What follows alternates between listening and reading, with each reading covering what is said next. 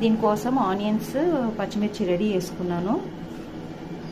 తర్వాత పేస్ట్ కోసము ధనియాలు, గసాలు, ఎండు కొబ్బరి, కాజు అండ్ ఇది లాస్ట్కి అండి పచ్చిమిర్చి ఉంది కదా వేసేసేయండి. ఇప్పుడు ఈ ధనియాలు, ఎండు కొబ్బరి, ఆనియన్స్, ఉల్లిగడ్డలు కూడా వేస్తున్నామండి సరిపడా. మెల్లిగడ్డ పేస్ట్ కొంచెం ఆయిల్లో ఫ్రై చేసుకున్నట్టు, ఇప్పుడు ఆయిల్ వేసుకున్నట్టు మటన్ని బాగా ఫ్రై కావాలి ఆయిల్లో. ఇది గ్రైండ్ చేసుకుని బాగా ఫ్రై చేసి ఆయిల్ తేలేంత వరకు ఫ్రై చేయాలండి. వేరే మసాలాలు వేస్తాం కాబట్టి కారం చూసి వాటిని, పచ్చిమిర్చి కూడా వేసాను కాబట్టి మళ్ళీ గరం మసాలా ఇవన్నీ ఉంటాయి కాబట్టి నేను మిర్చి కొంచెం వేసానండి. మీకు ఇష్టం ఉంటే ఎక్కువ తినేటవాళ్ళు, స్పైసీగా తినేవాళ్ళు వేసుకోవచ్చు. అలాగే మనం ఉప్పు కూడా ఇప్పుడే వేసేయచ్చండి. ఉప్పు నాకు సరిపడా వేసుకుంటున్నానండి. వేసి కొంచెం ఫ్రై చేయాలండి. కొంచెం నిమ్మకండి.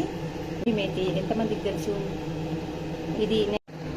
అండ్ ప్లీజ్ లైక్ చేసి సబ్స్క్రైబ్ చేయండి.